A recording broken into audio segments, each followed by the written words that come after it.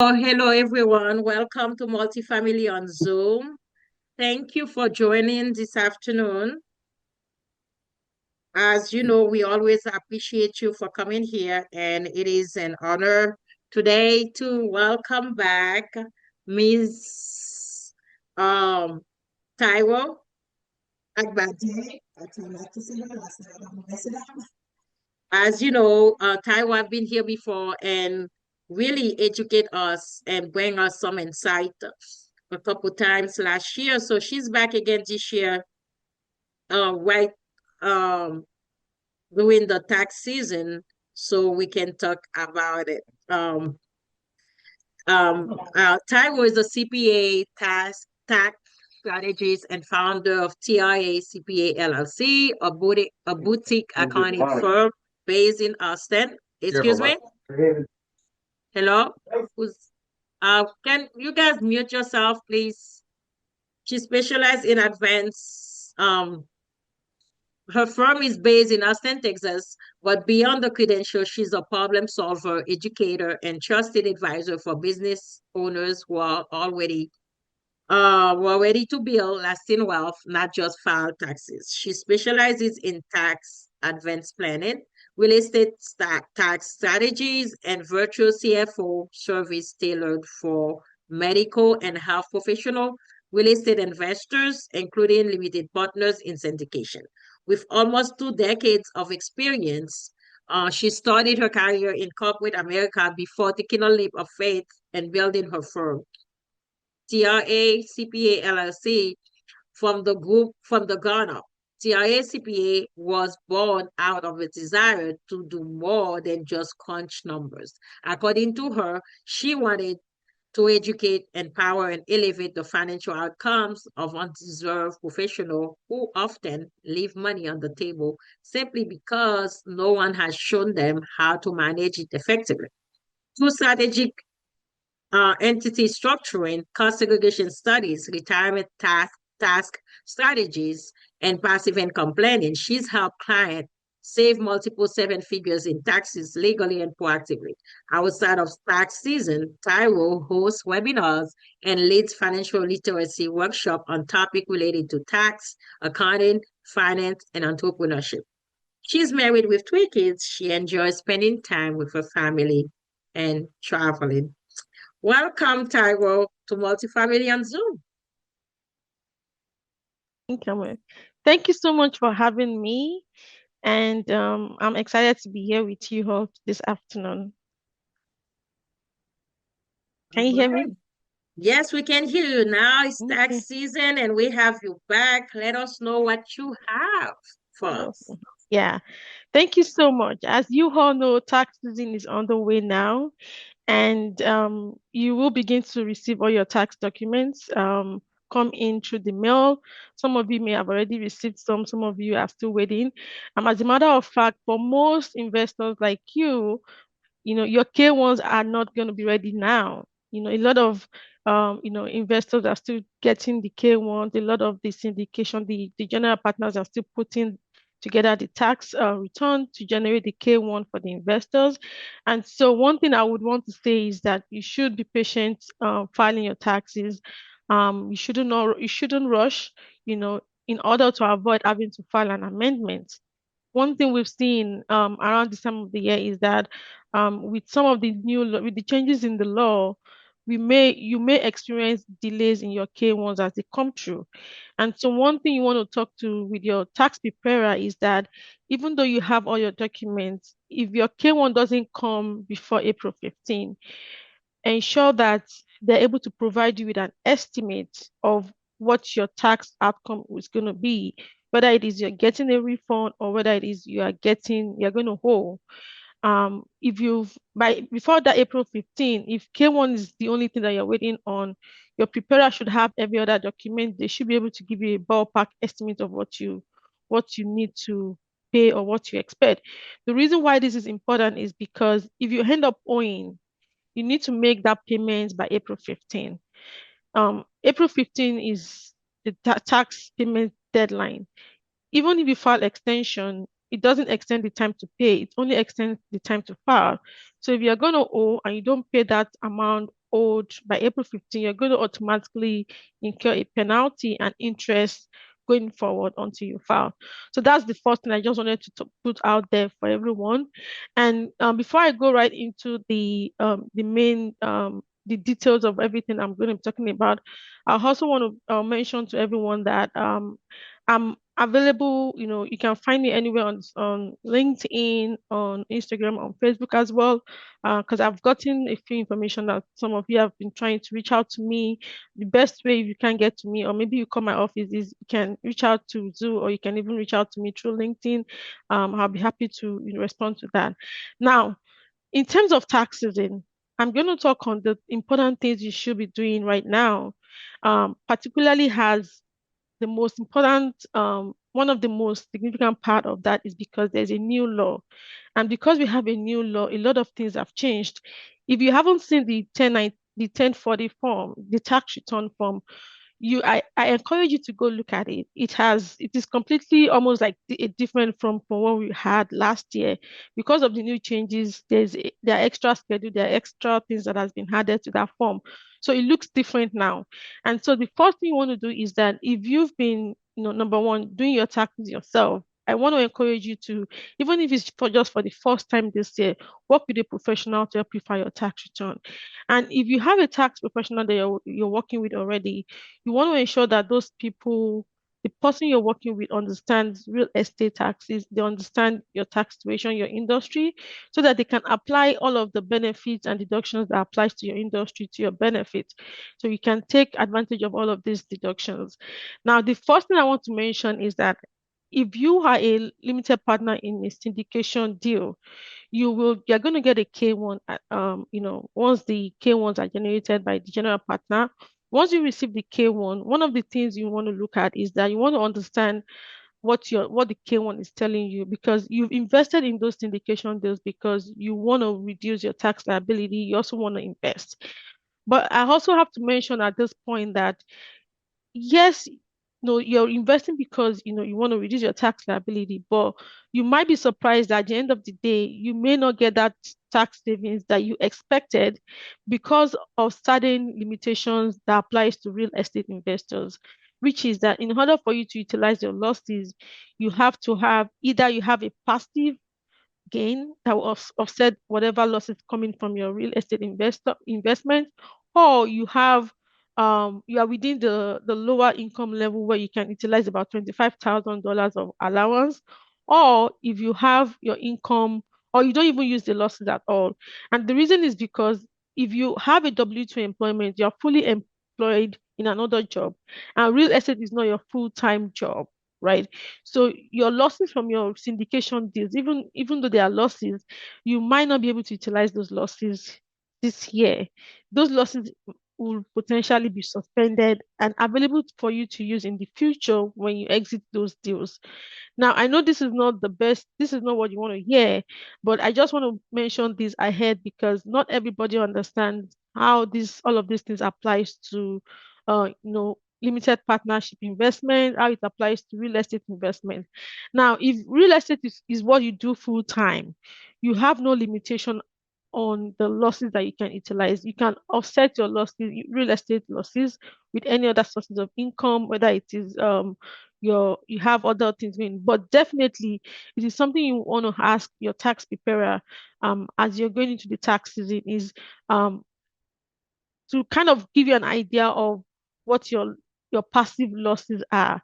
Now, a very key important aspect of that is also that you also have to understand the tax form that you need to be asking. So if you have invested in any syndication, any real estate deal, you should request for your form 8582 because it's called passive loss limitation form. That form reports all of your losses on all the deals that you've had, all the investments that you have in real estate that has been suspended, that you have not utilized, right? And so you need to be able to have access to that form so that you can see the losses that you have suspended in the event that you're able to use it in the future, or even when you're changing a tax professional. Um, so we've also gotten a lot of people that usually ask us, particularly when they are changing tax professionals, if you want to use a new tax professional this year, there are three documents you should ask from your prior tax preparer. You need to be asking them to provide you a copy of your federal depreciation schedule. Um, not all tax preparers provide all these forms. Usually, some preparers will just give you the basic, maybe first 10 forms is what they will print for you on your tax return. But as an investor, you need more than that. You need these extra three documents provided to you on your tax return. The first one is they need to provide you your federal depreciation schedule. If you have real estate or any other asset on your tax return from prior years, your preparer must always provide you that federal depreciation schedule, because that schedule provides all of the depreciation expenses you've taken over the years. And in the event that you have to sell that property, it it goes into the calculation to determine your capital gain loss or capital gain on the tax return. The other document that you also need to request from your preparer is you need to request your carryover worksheet. The carryover worksheet is the worksheet that has all of your suspended losses. And when I mean suspended losses, I'm talking about all the losses, whether it is capital losses you've had, whether it is passive loss on your real estate investment, losses on business, net operating losses that had been carried over from prior years. Because those losses need to continuously be carried forward into the future until when you're able to utilize those losses. Now, if you're changing your tax preparer and you don't provide the carryover worksheet to your new preparer, they are going to know they are not going to be able to, they might not be aware of those losses. And we've seen situations where, particularly for investors like you, for passive losses, we have clients that have over 100,000 losses suspended. So you can imagine you're changing a preparer and your new preparer doesn't know that you have about 100,000 losses suspended. So that's a huge loss, for the taxpayer. So you want to ensure that you're also obtaining the carryover worksheets from your old preparer to your new preparer so that they can see all these losses that have been suspended. And then for real estate investors, the Form 8582 is the last one. That one is really important for you because for each property that you own, it's gonna list out all the losses you've taken, all the suspended losses you have on each property, on each investment, whether it is an investment in real estate or in any multi-family investment deal, or even your own personal real estate portfolios as well. So you need to have those documents to be able to determine how you move forward, how you utilize your losses in the future. Now, having said that, I also want to touch on a few of the changes that came with the OB3 law that you might also consider. The first one I want to talk about is the $10,000 vehicle loan interest deduction. One of the new benefits that came out of the law was a new $10,000 interest loan deduction on personal use vehicles. And I'm going to break that down. So the conditions for that is that if you purchased a new vehicle in 2025 and that vehicle is for personal use, it doesn't have to be a business use. Actually, it shouldn't be a business use. This is specifically for personal use vehicle. You purchase a vehicle for personal use in 2025 and there is a car note on that vehicle. You can deduct up to $10,000 in interest loan on the car in 2025 going forward, at least for now. So what that means is that you will need to provide with your tax preparer, you will need to provide to them the purchase document of the car. You need to provide to them the VIN number of the car. You also need to provide to them, of course, the amount and all of the information. Now, I have to say that there is a limitation to that deduction. The first one is that that car must be assembled in the United States. So if you purchase a car that is not assembled in the United States, it doesn't qualify for that deduction. The second thing is that the car must also um, be for personal use. I mentioned that. And then there is an income limitation. With all of these things, usually there's always a cap. The income limitation is that if your adjusted gross income is above $100,000 for a single filer, you do not qualify for that deduction. If you're married filing jointly, if it's $200,000 and above, you also do not qualify for that deduction. So that tells you that, some of these things are there, but not everyone qualifies. So that when you see all of these things on social media or any platform, you know how they apply to you, and they're not something that you can, that you can apply to everybody. So that's one of the things that I wanted to mention for those that have had, car loans that were purchased last year, for cars that were purchased last year. Another thing I want to mention is that for some of you that have purchased, properties in 2025, you should explore doing cost segregation. Now, I want to mention that Mary was asking me. I'm going to put it in the chat so that you don't forget. So another thing, so that I don't want to lose my train of thought. So I'll put it in the chat when I finish.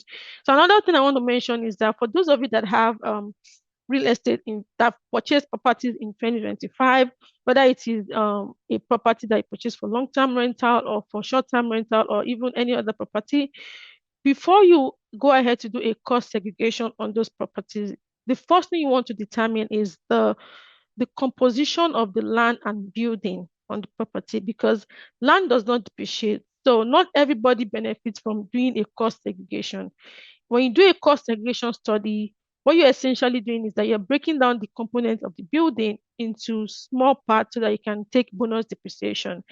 Because bonus depreciation is now 100,000, is now 100%. With this OB3 now, for properties that were purchased after January 19, I believe, when the president was sworn into office, but any property that were purchased after that period qualifies for 100% bonus depreciation. Now, because of that, a lot of people are now doing cost segregation, which is fine. But then you have to understand whether you have to determine if that cost segregation is going to be beneficial for you for tax purposes or not.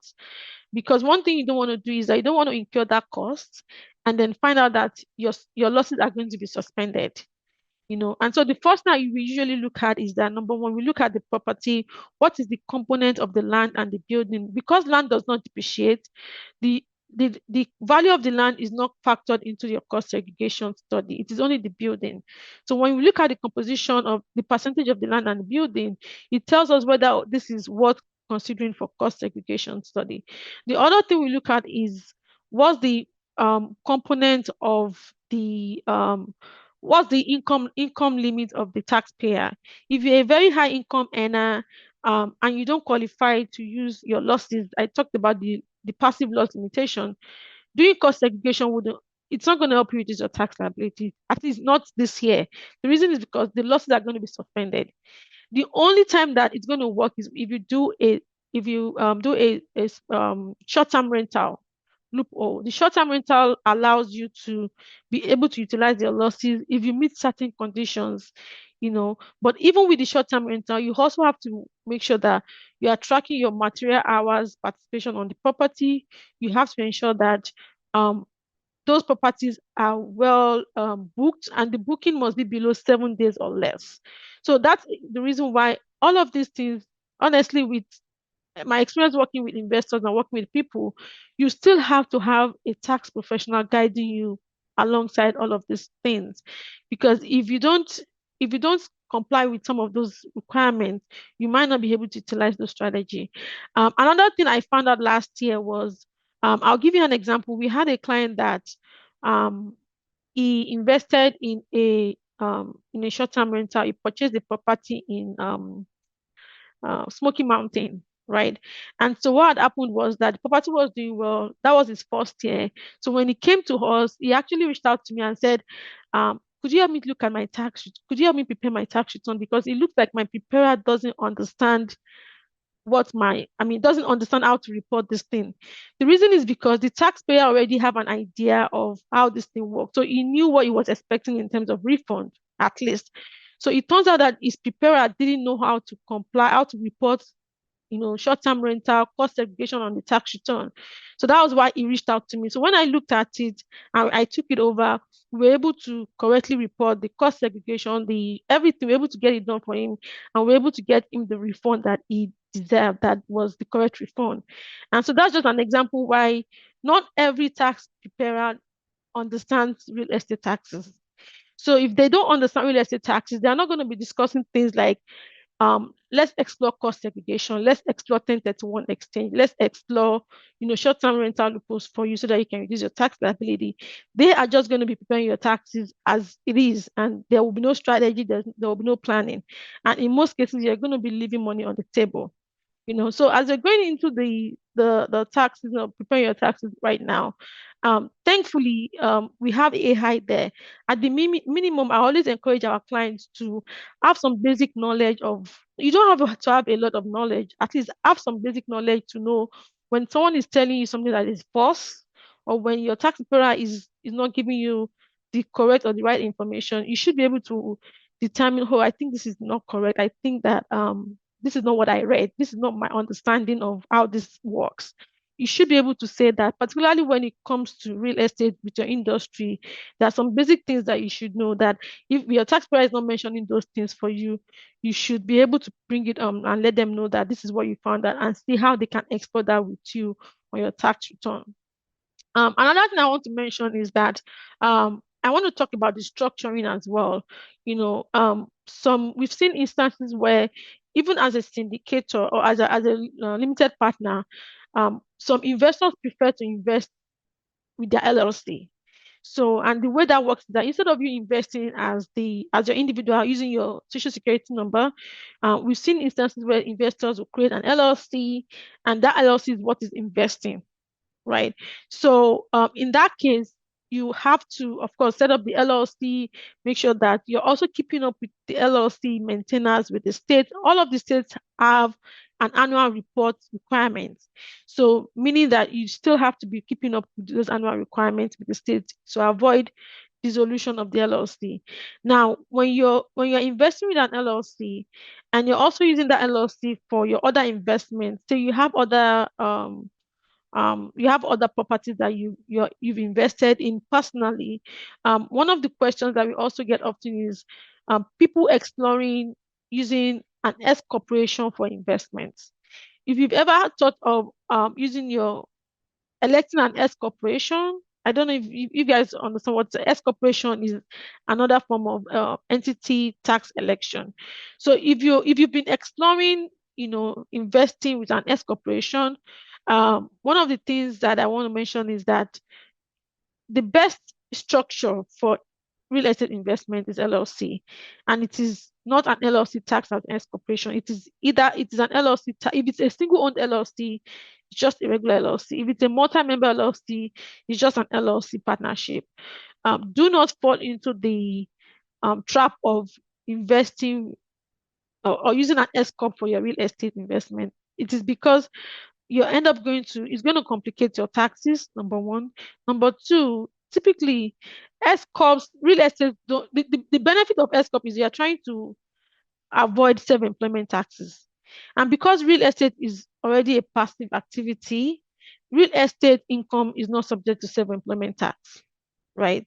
So because it's not subject to self-employment taxes, if you're setting up an LLC, an S corp for your real estate, you're already creating a complex situation that is not necessary, that's going to end up costing you more. So another myth out there is, I'm saying that to also kind of correct that myth that if you've ever found yourself in those conversations that, hey, maybe we should elect an S corporation for our, investment and things like that, just understand that the best structure for your real estate investment is still LLC, multi-member LLC or single member LLC if it's just one person, right? So those are some of the things I want to mention. Then, of course, with tax planning, a lot of it that I hear, I don't know how big your portfolio is, but one thing you should also be considering is if you find yourself wanting to dispose or sell any of your properties, before you do that, explore, a 1031 exchange. If you have a property that has appreciated significantly, and that you know that is going to have a huge amount of capital gain, and you don't want to pay capital gain tax on that property, you should explore 1031 exchanges. 1031 exchanges will allow you to exchange those properties for a new one so that you can continuously defer capital gain on that property into the future, and you don't end up paying capital gain tax on the disposal. So that's another thing that you should have I mean list of your list of strategies as an investor. And I also know that, when prospects come to us, sometimes they mention that, um, because when I speak to real estate investors, a lot of you guys are very smart. Yeah, you're one of the smartest people I've met. And so you have to be smart as a tax professional to work with real estate investors. So one of the things I've heard recently is that some people will tell me, sometimes I'm the one telling my tax professional the strategies. Sometimes I'm the one telling them about, you know, bonus depreciation, all of these things. So if you find yourself going to meet your tax professional, telling them about some of these things, they are not the one proactively giving you some of these strategies. If we are the one giving them those strategies, that tells you that it's either you've outgrown them or they are just not knowledgeable about the industry. And so you might kind of begin to explore getting a second opinion on your taxes or even moving to another professional altogether. But I can tell you that for sure, the best way to get value as an investor is to work with tax professionals that understand real estate and that does tax planning. Again, tax preparation is just reporting what had already happened in the past. So if you're preparing your taxes now and your preparer tells you you owe $5,000, understand that in most instances, there really isn't nothing they can do because the year is already over. They're just reporting. So it's not the preparer's fault that you owe. The fault is still on you that you didn't plan ahead to know, okay, this is what's going to happen, this is what is coming. And so one thing you can do differently for 2026 is that be more proactive about your taxes. And I tell people that if you're a business owner, if you're an investor, you always have to have at the back of your mind, particularly if you're investing, if you're spending a lot of money, what is the impact? What impact is this going to have on my taxes? And so some of our tax clients, what they do is that before they purchase a property, before they purchase a car, they usually would reach out to us. I want to do this. What do you think about it? Or what percentage of down payment do you think I should put down? Is this going to impact my taxes? How much taxes am I going to get? When you begin to have that at the back of your mind as to the fact that how does this impact my taxes? How does this impact my taxes? It kind of puts you at the difference in terms of you being more proactive and being able to know what is coming before you get it with whatever tax liability that you have. And it also helps you to be more informed so that when some of these things come up or when your tax preparer is when they are not being more proactive, you can actually even, challenge them and let them know this is what I understand, this is what I know. How can we explore this to my benefit? So definitely something to be thinking about for 2026 is that um be more proactive, consider tax planning. You all should have someone at the back of by your shoulder that you can always fall back on when all of these investment ideas come to play, because most tax CPAs will tell you if you are contacting them during the year and you are not a client, they're either telling you they don't have a time or they don't have your time or they're fully booked or you go and pay $500 an hour or something like that. But if you are working with a professional that you've already kind of been in their tax planning pool of clients, you usually have that first line of communication with them so that you can get your answers, your questions answered as soon as possible in order to make better investment decisions going forward. So I'll just leave it here. I know there are a lot of questions in the chat. If there are any questions, let me know so I can talk through to those questions as well. Yes, we do have some questions for you. Some of them you already answered.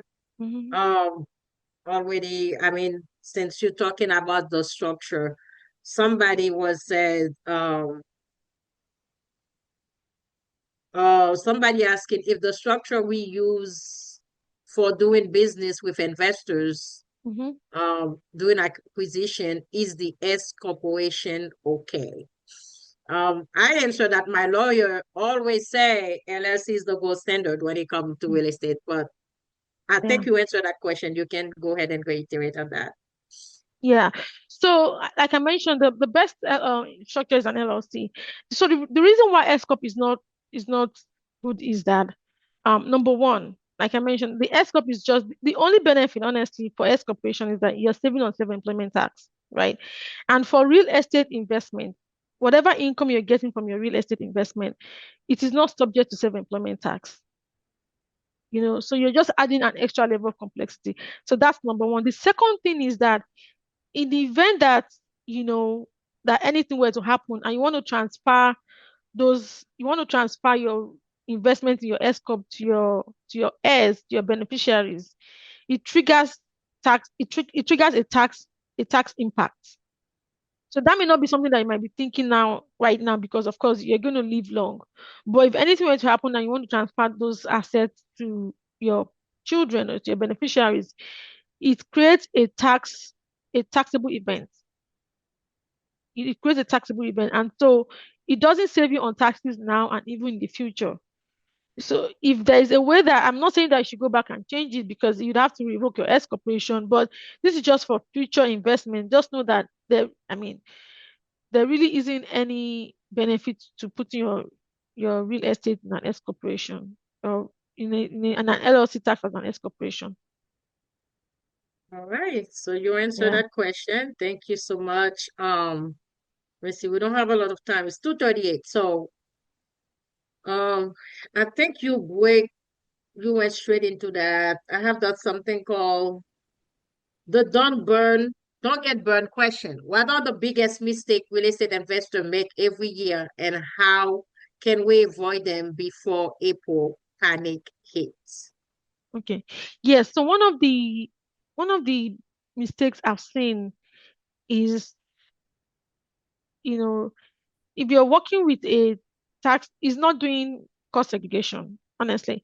And I say that because there are some taxpayers that qualify to they, based on either they are married, their wife, is not working, there's an opportunity for them to optimize for real estate losses, meaning they can qualify for real estate professional. And you'll be surprised that there are some investors that they've never done cost segregation before. They've never taken bonus depreciation before, meaning that they are just depreciating their assets like over 30 years instead of taking the huge depreciation in the first year and using it to reduce their tax liability. We've seen instances where that is not happening. And so by the time they're coming to us, it's already too late because maybe they purchased the properties 2 to 3 years ago. And in order for you to utilize those strategies, it has to be done in the first year. The first year the asset is placed in service, that's when you can really utilize those strategies. So when you miss out on that first year, subsequently, it's either you're not able to utilize it anymore. So number one is, and sometimes you also hear people tell you, uh, for those that are not really versed in these things, they might let you feel like it is illegal. There's nothing illegal in all of these things. Don't feel like it is. All of these strategies, they are all in the tax code. But not everybody understands them enough to let you know or to help you implement them. And so one of the biggest mistakes that has really lost people money is not, utilizing those bonus depreciation, cost segregation strategies, and strategies as well. I had a client that came to us last year for the first time. She had just sold her property and she sold it and she bought another one the same year. So when she was referred to me by a financial planner, the conversation they were having was, oh, you should have done a 1031 exchange. And she said, my tax preparer didn't tell me. So that was when she was referred to me. And then when I listened to how the transactions were, executed, I was like, this was a complete good case of a 1031 exchange. I ended up preparing their tax for that year, but it was too late. They had to pay about $30,000 in taxes on that disposal, something that was completely avoidable if they had done a 1031 exchange. Their tax preparer was just a normal preparer. There was no strategy. So again, the first thing, going back to that question, is working with someone that understands all of those things and planning and letting them know what you're trying to do so that they can help you figure out the savings. The other thing that I also see is not having the right records. A lot of investors don't have their books, they don't have their financial report, they don't have their books organized. And so they also commingle, between personal and business. When that happens, you end up missing out on a lot of deductions. Also, when you commingle a lot, oftentimes you forget about some expenses that are business expenses that you've paid from your personal account. And so if you don't have everything, all expenses coming out from one business account, you're going to miss out on those expenses. So what I encourage all our clients to do, or people that are doing that, is to also have a credit card so that on in periods that you are low on cash, when you don't have cash in your business, you can fall back on the credit card, the business credit card, so that at least your bookkeeper or whoever is doing your books understand that they are going to be working on your credit card and your business bank account so that they don't have to get into your personal account and you're not missing out on deductions that are really important for you to be able to reduce your tax liability. So those are the two biggest mistakes that I see people making and leaving money on the table when it comes to tax savings. And this applies to not only real estate investors, I would say almost like even general business owners that have multiple investments in their businesses, buying equipment, or even making a lot of money in their businesses. Is those two things are the biggest that I've seen.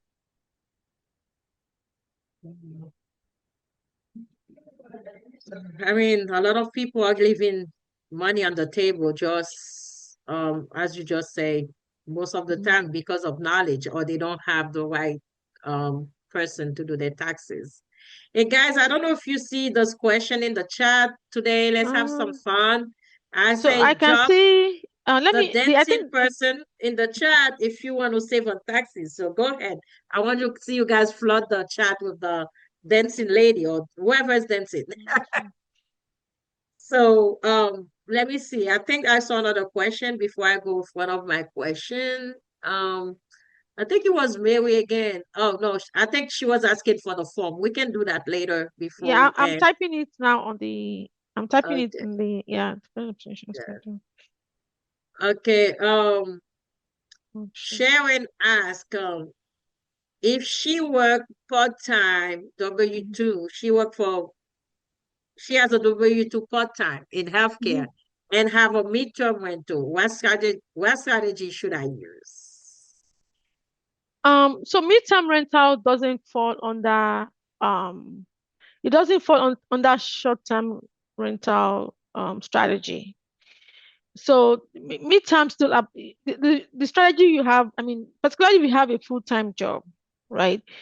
That means you probably do not qualify as a real estate professional She has a because part-time job, a part-time. okay, if you have a part-time job, right, how many hours are you working on your part-time job, right? That's the first thing because again, it comes back to the hours that you're spending. Then secondly is your midterm rental.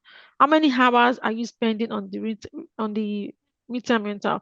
Because really, for most real estate investors, I always tell people the best place you want to be, right, is to qualify as a real estate professional, and that will open up a lot of benefit for you. So in your case, if you're working part-time, how many hours are you working part-time? To qualify as a real estate professional, you must be working on real estate activities more than your part-time job. So that means that if you're doing 20 hours a week on your part-time job, you have to be doing 21 hours or more on your real estate portfolio.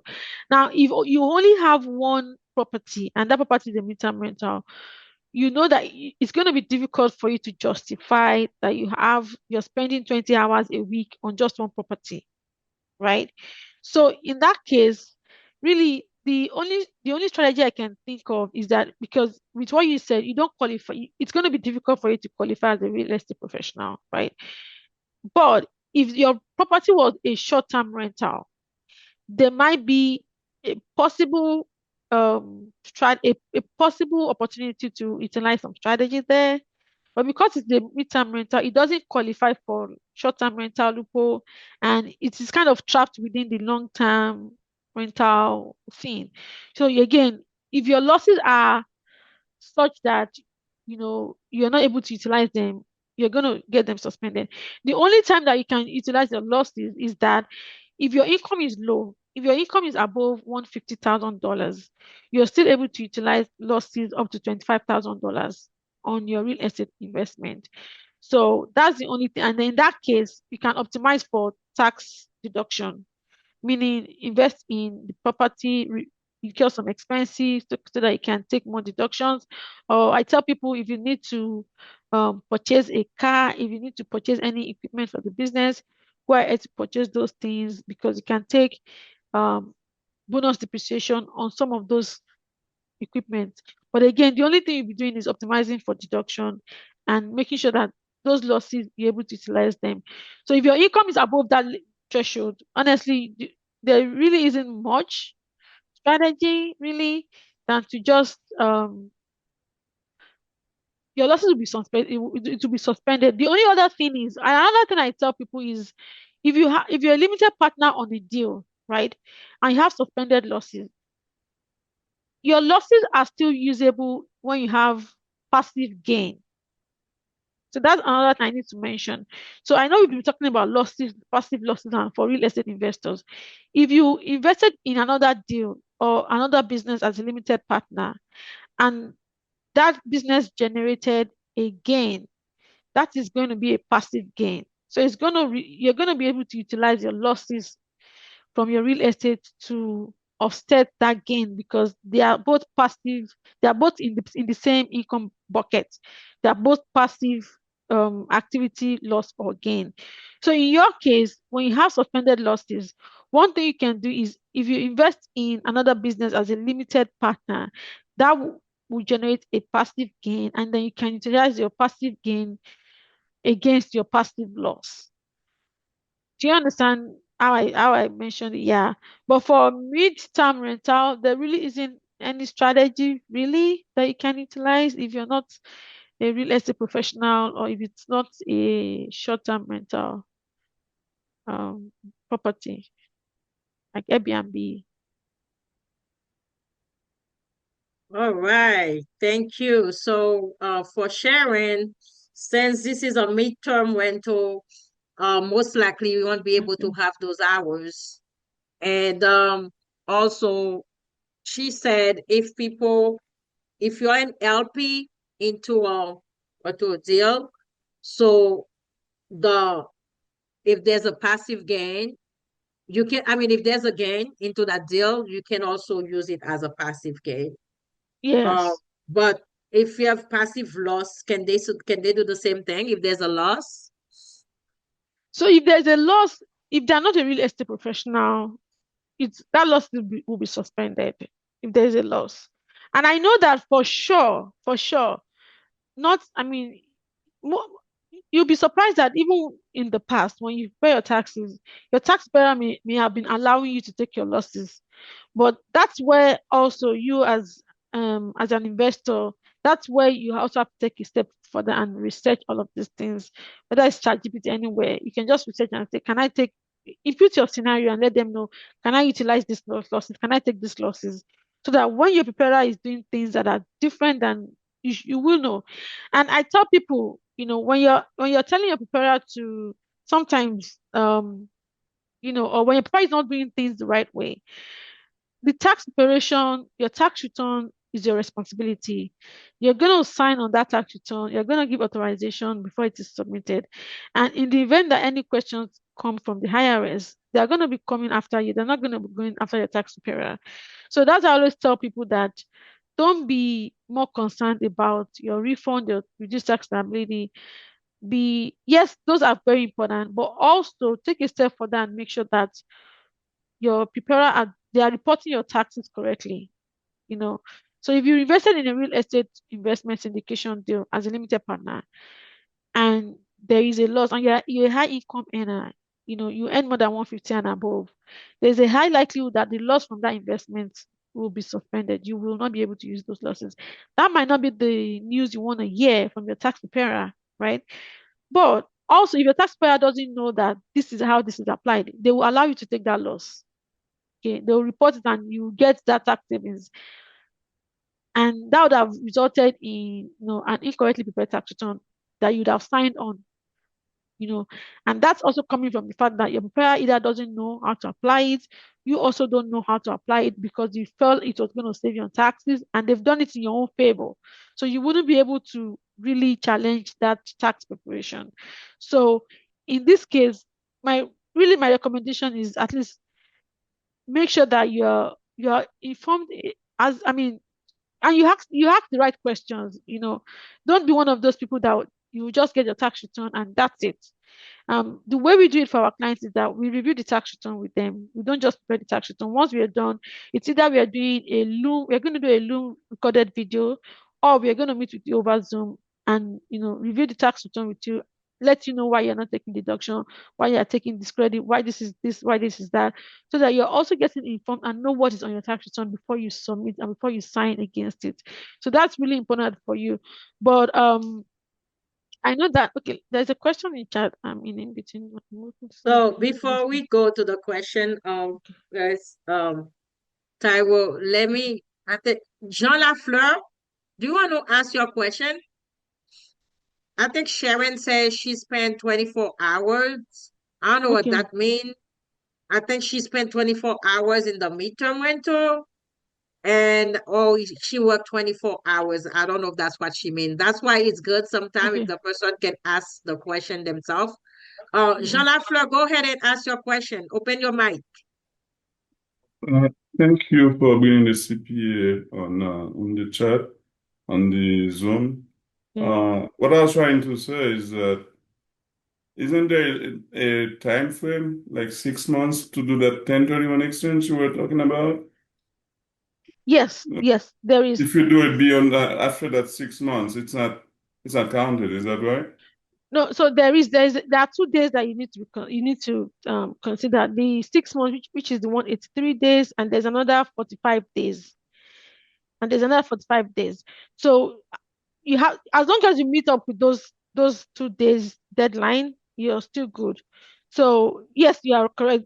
The 183 days is almost like 6 months when you think about so there's a window by which you have to implement it, Right, meaning the that other property. yes, that you buy the property and then also Yeah. you identify another the second property and then you close on the property. So within 6 months is when you have to close and be able to. And then also, if you're doing the 1031 exchange, you have to have a 1031 intermediary. The money must not touch your bank account. There has to be an intermediary, yes, that would hold the money for you. So yeah.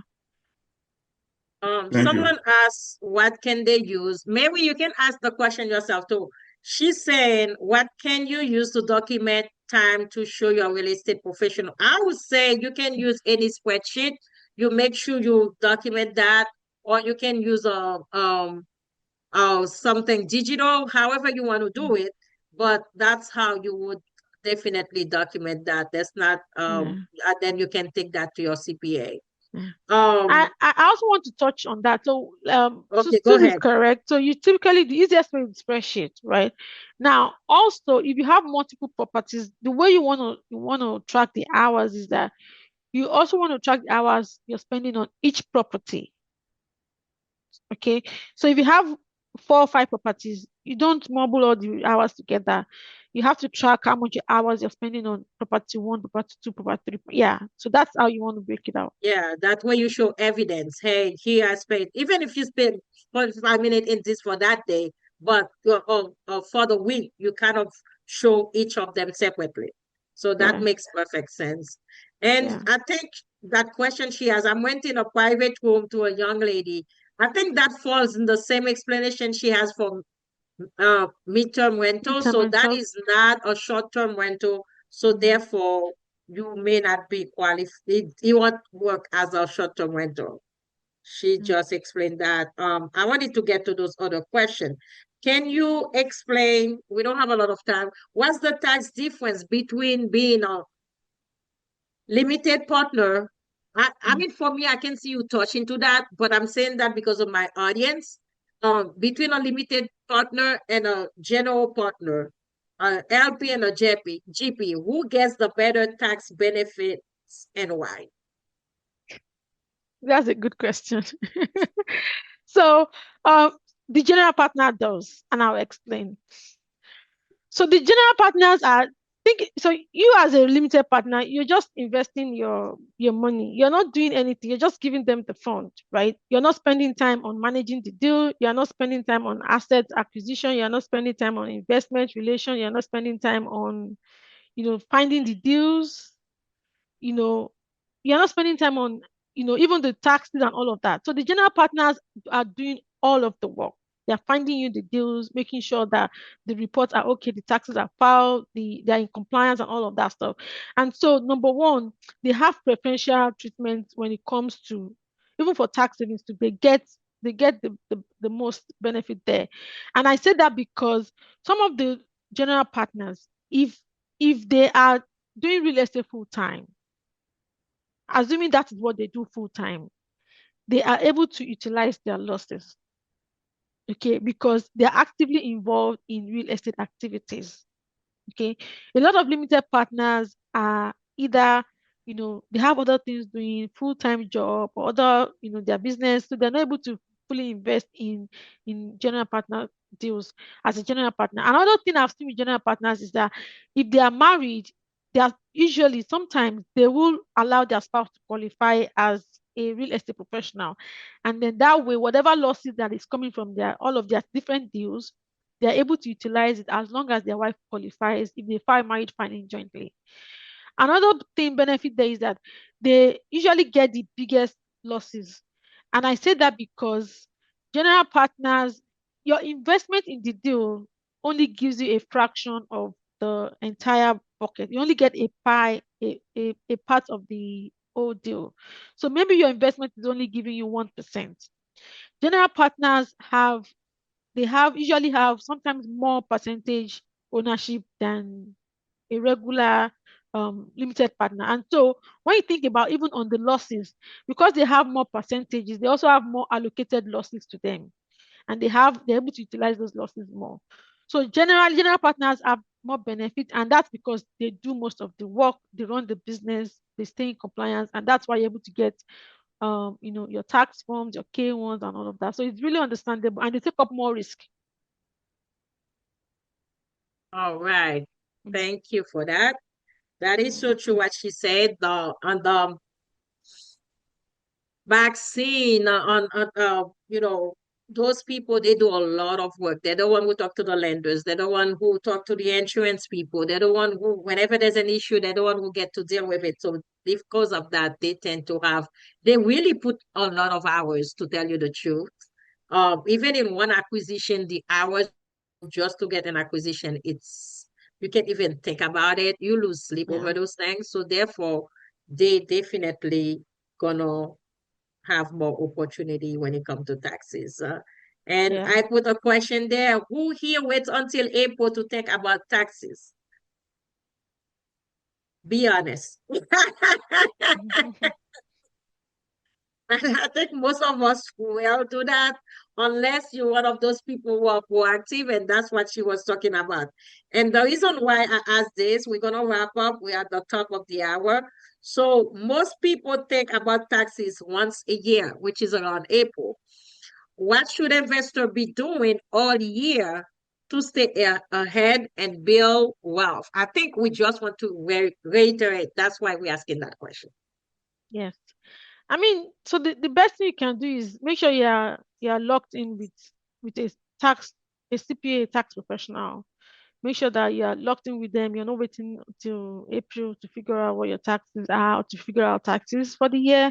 Um, before you invest in any deal, reach out to your tax professional. Let them know that you're investing in this deal. What's going to be the implication on my taxes? Should I invest in it? What do you think about this?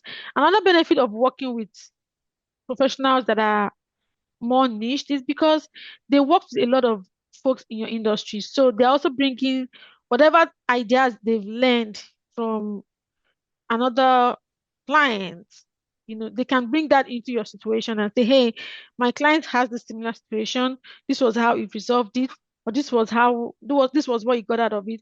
This might be what you might, be looking into if you implement this strategy, or this is the extra work something like that. And sometimes we're also able to connect. I've seen situations where I've connected some of my clients to another client that is trying to do something. Hey, my client has done this. Okay, maybe I can connect you with this my client has done it. He might be able to provide more guidance you know, on that for you, things like that. That's another thing that you get from working with people that are niched in your industry, so that you also get a broader aspect and perspective about things and investments.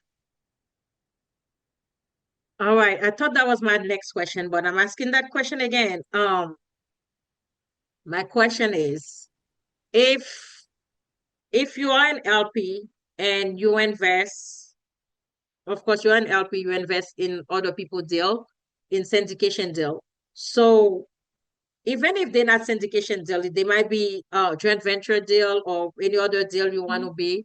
But is it more beneficial to, as an LP, to have an LLC and then you invest through your LLC, or you invest to yourself as an individual? Which one, when it comes to taxes, it's more beneficial? Okay. So when it comes to, if it's just one single person, just yourself, it really doesn't make any difference because the tax preparation is done the same way. You're still going to report it on your 1040 if it's a single member LLC. The only reason why people also do that is because if you decide, if you want to be investing a lot, if you plan to be investing in a lot of deals, you might want to create one LLC so that you're not giving your social security out to multiple people like that. So you're investing with your EIN and things like that. Now, I've seen situations where people set up LLC if they want to invest as a partner. Maybe you and I want to invest now in it, or maybe because where there are some deals that the minimum investment it requires is $100,000. If I don't have $100,000 and maybe I have 50 and you have 50 and both of us want to invest, we can set up an LLC as a multi-member LLC to invest in that deal, right? And so when we do that, we are investing as a multi-member LLC. Our LLC is the one that is investing, and both of us are going to get 50-50 share in whatever loss that is coming out of it. But the LLC doesn't necessarily save you taxes different. It's just for liability protection, honestly. It doesn't save you any special tax than just doing it on your by yourself. But it's just liability protection, and in instances where you're pulling funds together to invest, you know. Yeah. All right. Yes.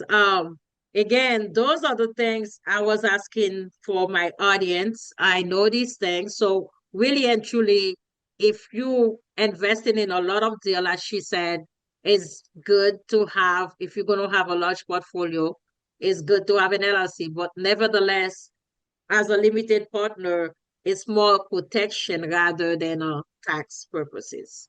Um, and that will definitely end our um question asking and our meeting. And thank you so much. You have been so generous to us with your time, with your knowledge.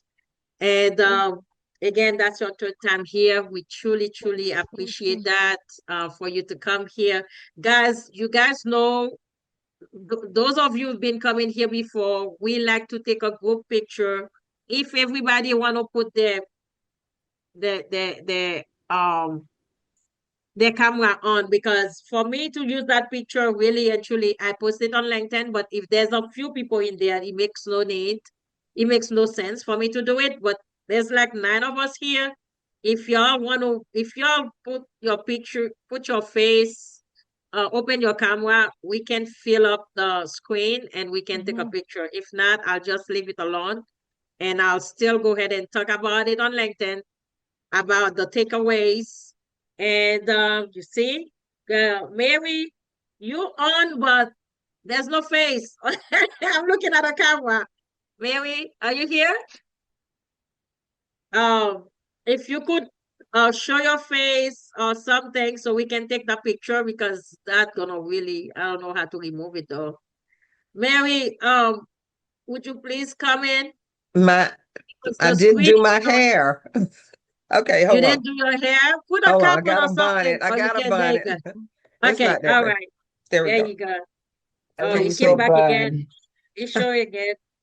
Let's put your head simply. Yeah. did I turn it on? Yeah, it's gonna keep, as long as you have to turn off your camera, so it will come off. I I think, but I don't know. You turn off your oh camera? I don't I know. I hit video. So Yeah, yeah, if you hit video, it keep on coming. But anyway, I guess it's we're gonna not. go ahead and take the picture. At least Mary name will show up. There are more people here. Yeah, can you put your pictures on? There's like 2, 4, 6. There's like 3 more people in there. Lafleur Oliver just joined. No, I'm not gonna put my picture. Oliver just joined and we're about to leave. I thought I had my Um, camera on. Ima, welcome to Multifamily on Zoom. This is Ima's first day on Multifamily on Zoom. I just met Ima the other day and she's here. Let me see who else is here. I'm gonna call people's name. Mary Mukasa. Put You want to yourself put your there. camera? Yes, put yourself. It's okay. Yeah, Yeah. your camera. Oh, no, not Okay. like that. It's not Yeah, gonna help just click me. on it. Your face. Click on it. Your face. Yeah, but those people we That's can how show we them do. nicer. Yes. So anyway, Maybe it's guys, allowing. let's It go ahead. doesn't? He's gonna show. Hello? Sorry, saying a new computer and it doesn't allow me. That's okay. Let's go ahead check and it out. take a picture, guys. And to take the picture, everybody gonna have to say Think your cheese. camera is off. Are you guys ready? Ready for the picture? Yes. Oh, hold on. I have something else that show up. Last week pictures. Yeah, I saved that picture. I don't need it anymore. Okay. Okay, go ahead. Cheese, everyone. Picture time. Cheese. Hold on. Cheese. Why are you saying cheese? You're not even